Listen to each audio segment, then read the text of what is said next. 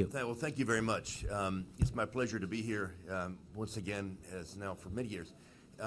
Given the very short format, 5 minutes, I didn't prepare slides.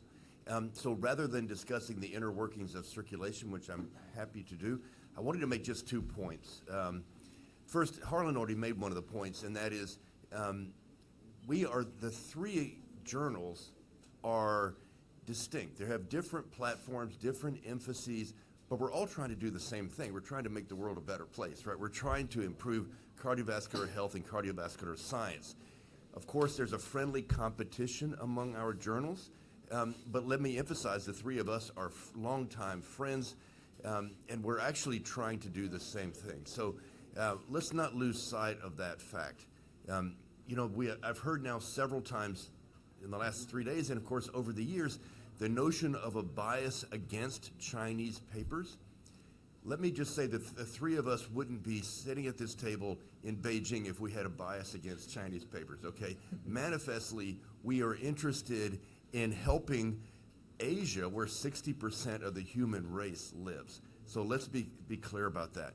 Number 2, the other point I want to make is that when my team took over circulation 8 years ago, we launched something called Global Rounds, where every quarter we visit a different country to try to understand what cardiovascular science looks like there, what are the challenges you face, what are the successes you've had, what is unique to your corner of the world in Venezuela or in France or in Japan or in South Africa.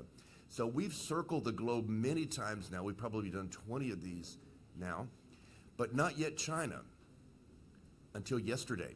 Yesterday, we published Global Rounds China, written by Professor Han Yaling, Ma Chongshi, and Ge Jianbo, though 3 of the most prominent cardiologists in China.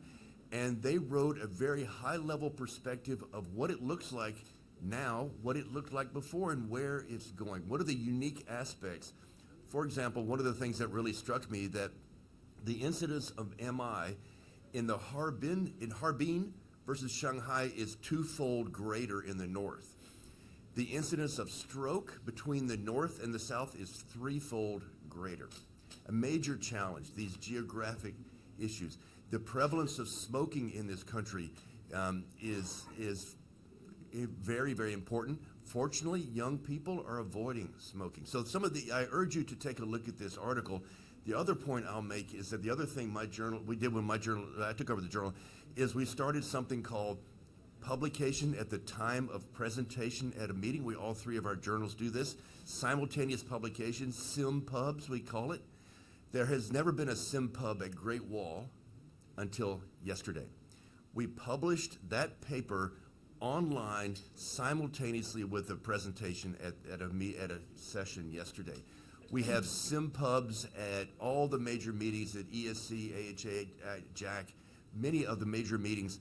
Now we have them at Great Wall. So with that, I will stop and would be happy to field questions now or later.